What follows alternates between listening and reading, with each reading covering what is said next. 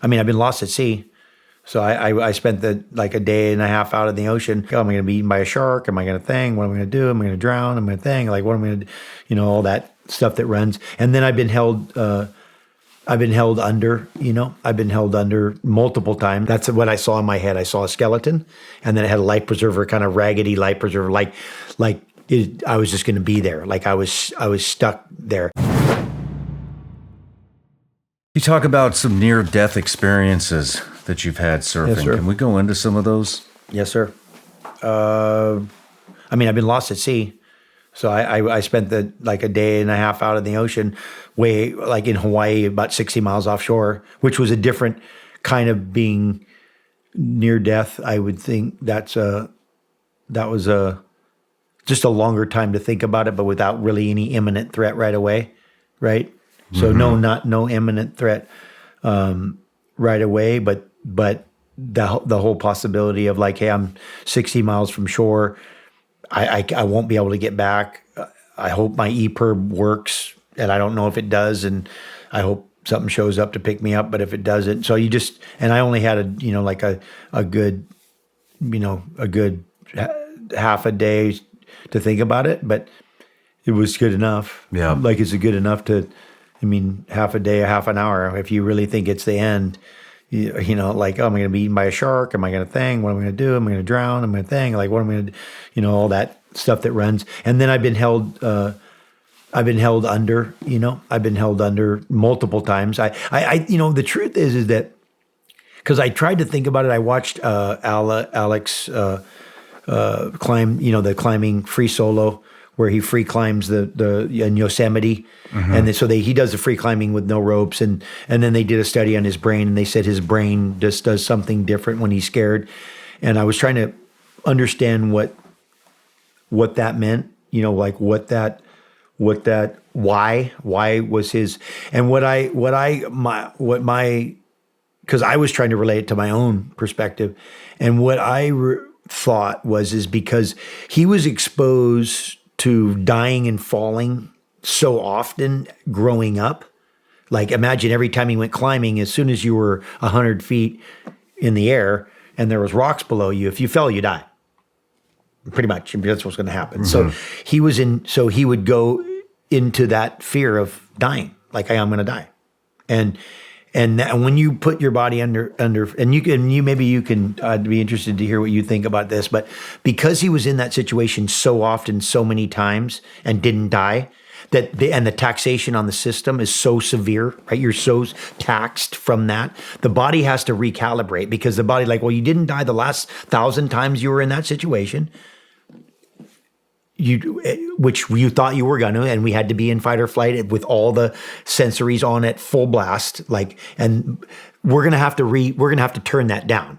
Mm-hmm. Right? I think the body would adapt. Like, of course it would adapt. Why would it wouldn't just continue to allow every time you were in that position to be in that same state and have that taxation, because it's hard on the system to do that. Like, when you're up like that, it's like, you know how that is. You come up, you come down. And so I think it started, and because I was saying, for me, I got close to drowning so often as a child, like so often, like getting sucked out to pipeline in the shore break, being in a rip current and swimming against a rip current with no one around, no lifeguards, no people, and just, being underwater and coming up and thinking this is it, you're going to die. And you've done that how many times you did. Pretty soon your brain just goes, okay, well, you didn't die the last 500 times that you were in the rip current, and you're going to die. So we're going to adjust that, especially when you're in your development stage of your life, right? Especially when you're growing. It's like, if you're an athlete and you grow up doing the sport that you're doing, your body will actually kind of grow to it. Right? Mm-hmm. It's different than I grew up full age and then I start doing something. So I think that there's an adaptation. I know as a young kid that I was close to drowning once a week. Like, it was like once a week I thought I was going to drown. Like, you're being held under the water. You can't get to the top. And I think fear of drowning is such a primal one. It's like eaten by giant animals, burned, falling, drowning. Like, I think there's like, I call them the primal fears, right? There's like probably 5 or 10 primal fears, but I know drowning's up there. That's why they do all that traumatic stuff with the SEAL guys for like to break you. Like they throw you in the deep end with a bunch of weights on you and tell you drown because it's part of it's part of that process of that, because that fear is so, and there's no air. Which probably induces the fear even more. But I think that's part of it. I think I went through that, so much, so many times growing up as I went that I'd started to make my but I've been blown like in a way I've been blown like a landmine, like not a landmine, but like blown like I got hit by I was surfing Jaws and they were filming the new Point Break and I had a wave break behind me and blow me like into the sky, like, and then run me over after and fold me in half and then just hold me down underwater with power that, I mean, I think that would, if it was any other energy with that kind of power other than water, probably would have just ripped me in half. It was just water. There was a forgiveness to it. But I think that just those hold downs, the consistent hold downs. I mean, okay, injury, hitting the head with this and hitting that thing and all the wounds, but I've been in an avalanche. I fell through I got pinned at the bottom of a waterfall. So I was in Oregon in this White Salmon River, and there was a river rafting trip, and we were on this big raft, and they stopped before this giant waterfall. There was a big waterfall that probably had like 8 foot of volume, so like 8 foot thick of volume going off this waterfall, and so I was like, they pulled the raft in, they made us walk around, and I said to the guy, well, can't we go off that thing? He goes, well, we don't go off that thing. And I go, well, what if I want to go off that thing? He goes, well, I can't stop you. And so I go, okay. So I swam out into the river, and I swam right into the heart of it. And as I was going off head first, because I thought I was going to go like that, right? And I heard the guy yell, feet first from the shore. So I kind of rolled over and turned around and went feet first. And I went over the waterfall, and I landed underwater on a big stone with the waterfall holding me down. So the waterfall, so I was on a stone with the waterfall just holding me like that. And I was sitting there, and I'm like, and I was like, can't move. And I tried to, I couldn't press. And I'm sitting there, and I just got a vision of a skeleton with a life preserver on it. That's what I saw in my head. I saw a skeleton, and then it had a life preserver, kind of raggedy life preserver, like I was just going to be there. Like I was stuck there. And I ended up, after not being able to move at all, I ended up moving my leg. And when I moved my leg, it spun me out from the stone and spit me out of the back of the thing. And my friend was already swimming from the side below in the pool to come out because I hadn't come up.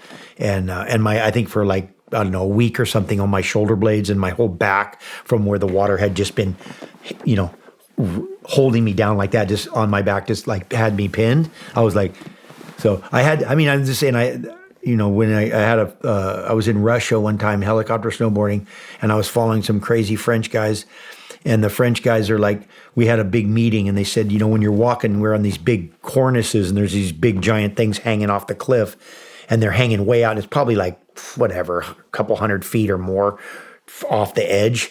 And the guy's like, okay, when we're walking on these things, if you see stones, and you're walking on a cornice, if the stones are on your right, make sure you're on the left side. If you're on that, if the thing's hanging out. And I remember walking along, and I'm following this French guy, and I looked over and I saw a stone, and I went, hey, and I just fell through the thing. I didn't fall off the thing, but I fell into the cornice. So I fell down in this hole, like on a rock ledge inside the thing. And I'm sitting there, and the guys come running back, and they put a rope, they pull me out and everything. And then I just wanted to kill that guy after. And I'm like, I'm never listening to you again. If you ever, so after that, from then on, I was like, yeah, I don't care what he says. I'm looking like, and I didn't know anything about the mountains, but I wasn't going to rely on But I think I mean I think I've just had a bunch of those. But the water stuff happens so often, so much growing up in the being sucked out and being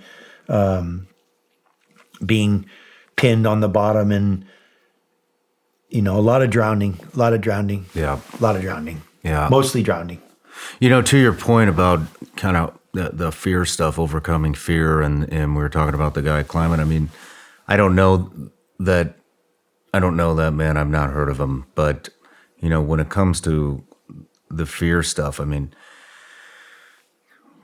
the second time you do it, your brain's telling you, "Hey, we've been here before," and then third time, and then again and again.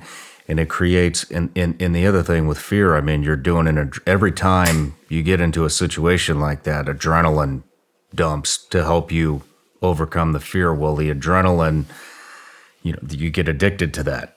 And so how do you feel adrenaline? You got to put yourself in these situations like you're talking about, and it becomes this cycle. And then just like we talked about at the beginning, that becomes home for you. Hey everybody, I'm Shawn Ryan. Click here to subscribe to the Shawn Ryan Show YouTube channel for the hottest and most compelling interviews that you will not see anywhere else. I've also made a playlist of all the previous SRS episodes so they're easy to find. You can find that right here.